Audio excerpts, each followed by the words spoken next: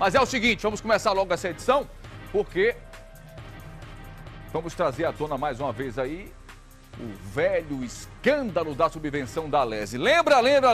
Um dos maiores escândalos de corrupção do Estado volta a ganhar destaque no pleno do Tribunal de Justiça, com o julgamento dos deputados Augusto Bezerra e Paulinho das Varzinhas. E é para lá agora, ao vivo, que nós vamos conversar com ela, a repórter Candice Matos, que está acompanhando exatamente nesse momento, agora, do pleno do Tribunal de Justiça, ao vivo, no Balanço Geral Sergipe. Candice Matos, muito boa tarde. O que é que está acontecendo nesse momento?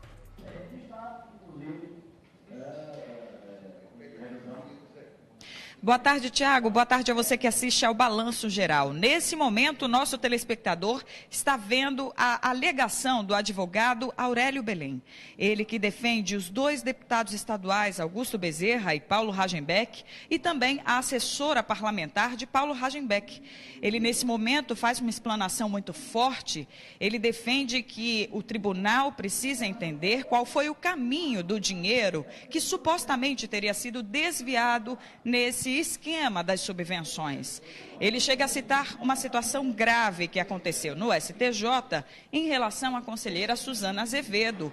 Ele busca uma jurisprudência que é um exemplo para tentar safar os dois parlamentares desse julgamento que é tão esperado, é tão aguardado aqui em nosso estado. Afinal de contas, nunca em nossa história nós vimos dois deputados chegarem a um júri criminal a esse ponto, exatamente por suposto esquema de desvio de verba de subvenção. Olha, eu vou contar para vocês um pouco sobre o que aconteceu desde o início. Desde o início, a gente ouviu primeiro o procurador Rony Almeida, que fez questão de fazer um retrocesso, uma retrospectiva do que foi esse processo que começou lá em 2013.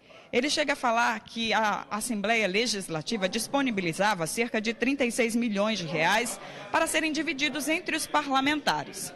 Nesse retrospecto, ele chegou a citar que Augusto Bezerra chegou a enviar para a AMA Nova, essa associação, a Associação de Moradores dos Amigos do Bairro Nova Veneza, cerca de 940 mil reais. E o Paulo Rajembeck, 1.080 mil reais. Ele questiona que essa associação, ela não tinha uma prática constante de atenção à sociedade ou de ação beneficente. E aí, nas alegações finais, Rony Almeida, ele pede a prisão de todos os 10 réus. Só que aqui no plenário, ele foi mais calmo, mais tranquilo na avaliação e disse que essa questão da prisão, inclusive dos parlamentares, o pedido de prisão vai ficar a cargo do próprio Tribunal de Justiça de Sergipe. Rony Almeida também ele chega a pedir a absolvição de 3 dos 10 réus. São eles: José Agenilson de Carvalho, Wellington Luiz Góes. Esses dois teriam apenas emprestado as contas bancárias para ver a troca dos cheques, a descontar os cheques, que havia aquela negociação, aquele trâmite que a gente já acompanhou da subvenção. E ainda a assessora parlamentar de Augusto Bezerra, Elisa Maria. E para saber mais detalhes sobre tudo o que aconteceu, os advogados dos réus, o que eles falaram na defesa dessas pessoas, a gente está aqui com eles, reunidos. O primeiro a falar, vale lembrar que Rony Almeida, ele pede que o tribunal decida sobre as prisões, pede essa absolvição desses 3 réus, mas os demais ele deixa em xeque. Walter Neto, qual foi a defesa que o senhor fez em relação a Clarice Jovelina, que era presidente da Manova, e também a Alessandra Maria Tesoureira? Basicamente, com relação ao tecnicismo, a minha defesa converge com o de Aurélio Belém. Veja, eu estou dizendo basicamente o seguinte, que as minhas clientes não têm foro privilegiado, não são deputados estaduais, não concorreram ao pleito, logo não pode responder o processo junto ao Tribunal de Justiça. A Aurélio diz que os clientes deles são deputados estaduais. E Suzana Azevedo, conselheira do TCE, responde junto ao STJ.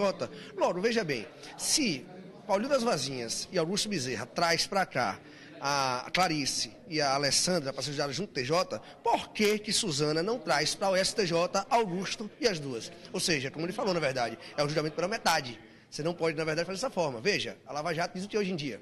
A gente fala lá, o STF, quem tem foro privilegiado, responde ao STF. Quem não tem, vai para Curitiba. Basicamente, Sergipe foi diferente. Quem tem foro responde aqui e quem não tem foro também. Não pode. Olha, uma situação muito polêmica que a gente continua a acompanhar e a situação que, de certa maneira, surpreendeu a defesa de Elisa Maria, assessora parlamentar de Augusto Bezerra. Está aqui o advogado dela, Roberto Wagner, que vai falar sobre essa situação.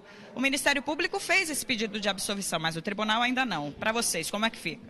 Foi uma surpresa de forma positiva para a nossa patrocinada, no sentido de que anteriormente as alegações finais escritas do Ministério Público pedem a sua condenação. E ao passo que ele faz a sua sustentação oral, ele surpreende e pede a absolvição, uma vez que, na visão dele, ela não teve ingerência, ela não teve participação, ela não tem o que falar sobre verbas de subvenções, ela não teve participação nesse suposto esquema de desvio.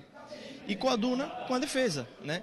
A defesa, a todo momento, desde a sua defesa preliminar até hoje, vem mostrando que não há elementos que sustentem uma condenação em face da senhora Elisa, né? À época dos fatos, desempenhava a função de chefia de gabinete do seu deputado Augusto Bezerra, né? E aí, uma tranquilidade. Na verdade, agora vamos aguardar, né, o julgamento dos desembargadores acerca da conduta dela, né? Ok, a gente também está com o advogado Emanuel Cacho, ele que é advogado do Edelvan, e pode falar como é que foi essa defesa. O Edelvan, ele indicou a Amanova para o Nolé fazer essa situação, indicar, e o Augusto Bezerra indicar subvenção. Como foi a explicação do senhor, até porque existia uma certa divisão, não é, de uma porcentagem dessa subvenção? Olha, essa porcentagem ele nega. E o que nós reconhecemos é que ele estava no momento em que houve uma conversa entre o deputado e o Nolé. Ele prestava um serviço de documentação para o Nolé e ele fez uma sugestão. Indicou uma associação, mas nada de que houvesse nenhum retorno. A expectativa para esse julgamento? Olha, a gente conhece como se procede, os desembargadores estão realmente analisando a questão. Eu acho que, pelo menos em relação a Edelvan, eu tenho muita fé de que ele será absolvido. Olha, eu vou pegar um pouco de surpresa, porque ele está aqui no corredor. Por favor, promotor Jarbas Adelino, eu vou surpreendê-lo. O senhor que participou ativamente das investigações, tudo começou lá atrás. Eu sei que o procurador Rony Almeida é quem fala pelo Ministério Público Estadual, mas a expectativa, depois de tanto trabalho, as investigações aconteceram entre os anos de 2013 e 2014, foram muitos documentos, muitas análises. Na verdade, a atuação aqui junto ao Tribunal de Justiça do Procurador-Geral, ele que está atuando nesse processo. Nas alegações finais, ele pede a condenação da maioria dos réus, ele exclui 3 réus. Isso é resultado de um trabalho em conjunto, na época, do Ministério Público Eleitoral, que é o Ministério Público Federal, agente do Patrimônio Público, o DELTAP, e resulta nesse processo. O que a gente espera é que, tal qual o TRE julgou procedente a grande maioria das ações, que o TJ também julgue procedente essa ação do Procurador-Geral de Justiça. Para que o telespectador entenda, qual seria a pena máxima nesse caso? Olha, isoladamente falando, o crime de peculato ele prevê uma pena de 2 a 12 anos. Né? Como tem também a imputação de crime de organização criminosa e crime de lavagem de capitais, eu confesso assim, daria uma pena razoavelmente alta.